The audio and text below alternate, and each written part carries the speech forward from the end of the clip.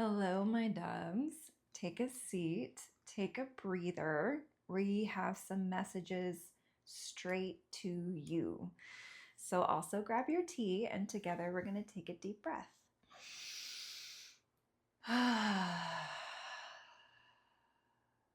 Okay, so today the student is also the teacher also the student.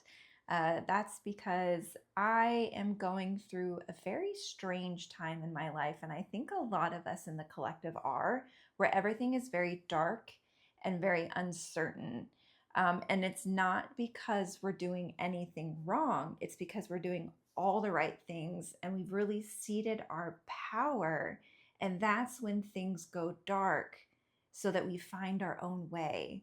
So if you've come to this video, this is meant for you. And I have been connecting with spirit probably since I could remember, and have been a professional tarot reader for 16 years. And so when I am navigating a difficult phase in my life, I have a way to come into my sacred space, open the channel, and have a very clear, confident way of hearing. And so this for me is sharing what I receive that helps me, and in the hopes that it helps you too. And it's also just something I dearly love to do. And that is what we're going to talk about as well. So, what do we do when we're uncertain? What do we do when the old life is completely gone away? There may be still some threads, especially some emotional threads that are keeping us maybe a little unclear and confused and foggy. So you may be experiencing that right now. So, my main question that I asked was, how can I navigate this time of night? How can I know which way to move forward from my new place of power or this new seated form of self? So, we are in the night, in the dark. So, here are a couple of things that I have heard, and this is where things get weird. Sometimes when I'm communicating with spirit, thank goodness I've had lots of experience to trust the weird and the strange, because the directive that I am hearing about how we navigate this time is literally to trust the weird and the mysterious and the feelings, the things that make absolutely no sense at all. To give you an example, Spirit is asking us to navigate this time and use our power towards creating new happy memories. So you would think, and I had the same thing too, because when you're in this place and you're coming out of the fires of transformation, there's still lots of rebuilding your life that needs to take place. And so you think there are some practical steps I could be taking out in the world right now to help my circumstances. And it's literally like, no, play. So that is our directive, is to play and to create happy memories. What I think that message is so beautiful, because that means, I mean, if we really truly want to live our most deeply fulfilling life, and I really do believe the collective that's here, that's the transition you're in. You dismantled the old so you can bring through that golden thread, that deeply fulfilling life, and you're now weaving the new golden tapestry. And so, what's the best way to do that is to play, because if you're having fun and you're enjoying it, then this is weaving your most fulfilling life, is it not? So, how strange is it to hear that it's not go and network, or go do this to make more money, or go do this and make a new meal that's healthy? I mean, what have you that you would think that is practical? And it's asking you to toss that out and simply do something that is just fun, playful, and pleasurable. And here's the other thing that really came out of left field, to where I was like, what? um, it's also asking for love. So there is apparently, in this portal, a time for deepening romantic relationships. So, if you are in a current relationship, it's deepening that romantic bond. If you are not, and it makes absolutely no sense to pursue something romantic, do it anyway. So, what I'm seeing, what I was given is the Knight of Cups is basically if you know tarot, the Knight of Cups is a knight on top of a horse holding a grail, and he's riding forward excited, and full of passion and romance, for this quest. And so that is kind of what we're being asked to embody right now. And love, romantic love, is a fabulous way. Obviously, in a very safe and balanced way. We don't want to come out of balance in any way. But here's the paradox, there's something about getting kind of out of your head that may feel like you're out of balance, but you're actually not. And let me leave this with you. Why would losing your head and escaping the mind and pursuing romance help you right now? And what I'm hearing is a lot of you may have gone through circumstances, like even difficult relationships, like very, very difficult, challenging relationships, maybe even leaving a job, and not the greatest of circumstances. Obviously, a romantic relationship didn't do well. And if you think about all the things that you do because you're studious, right? You want to do the right thing. And so you're prepared and you're always ready to do what you need to do. And this is literally bringing you back into balance for joy and to just kind of let go into the feeling of play. So create happy memories and give yourself permission to pursue romance. It may have come into your field and you're just like, this is so weird. This completely took me by surprise. So there's so much of that percolating right now. And also, what I'm healing right now. Whoa, okay, we had some energy coming through. I'm going to invite it, and I think I know what it is. So this is going to sound kind of strange, but I've always believed that the planets were sentient. And what is interesting to me is I received some messages today, weirdly, about praying to the planets.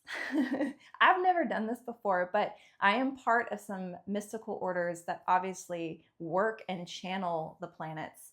And so that was a directive I got as well. Not only play and romance and creating happy memories right now, and to trust the strange, mysterious, and weird, the things that don't make sense. I'm also getting that pray to the planets. There apparently is some kind of big cosmic shift. I can almost see like the shimmering veil above the earth in the universe and space of like just the ability to shift in a big cosmic way. I think some people call it quantum leaps. I mean, I've never really understood what that meant. So if you do know, maybe let me know in the comments. But anything that I've done in my own experience and what I understand is there sometimes shifts in the way the planets move, and where Earth is in relation to them, that create this electromagnetism that allows us to have these insane shifts. So when I heard that, and I'm going to do this for myself as well, is take a minute to pray to the planets specifically and ask for their assistance for this shift in this time. So I encourage you to do the same. If you do it and you feel something, please let me know. I'll let you guys know in the next video kind of what I felt about praying to these planets. But there is a huge cosmic shift coming on, and so we shall do that. So that is another way we can navigate this uncertain, foggy, confusing time. What I'm also hearing is seek what you love. You're so deep in the void right now. That is why it feels so confusing. So how do you move forward? The only way that you're going to know is tuning into your body and say, do I love this? Does this make me feel good? And then you decide. I got the King of Wands. And so what this is telling me that while you're in this time, it is so important to remember your power and that you choose, and the only voice that you are listening to is your heart and perhaps your mind, and the intuitive hits and instincts that you feel, and absolutely nothing else. Unapologetic, bring all of the noise straight down into the center, and just, what do I want? What do I choose? So that when you do make a movement and you do make a decision, it's yours. It's because you really love it. It's because you really want to do it, no matter what anybody else says. Okay? All right. The other thing is accept what is happening right now.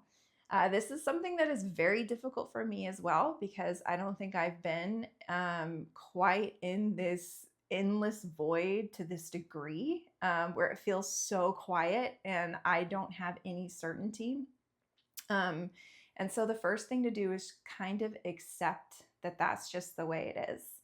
And to remember, and I've said this in another video, is that you're not here to live an ordinary life. You are here to live the extraordinary and expand. And so accept the circumstances, and then allow the feminine in, allow the blessings. So not only are you tuning into your own voice, there's an energetic thing that you can do, that you always can do, that you do have control over. And that is taking time every day, sometimes multiple times a day, and seeing yourself allowing blessings. You can say it out loud, that I allow for blessings to come through. And what you can energetically do as much as possible to open to blessings, always leaving a door open for the Holy Mother or God or whoever you work with. Okay. And what I'm sensing is that you're in this place because you finally know who and what you are, and you are seated with that, and there's a beauty and there's a vulnerability to that, being that raw, that rare, that real. And because of that, I'm hearing they just want you to know to really understand, because of that, you will attract.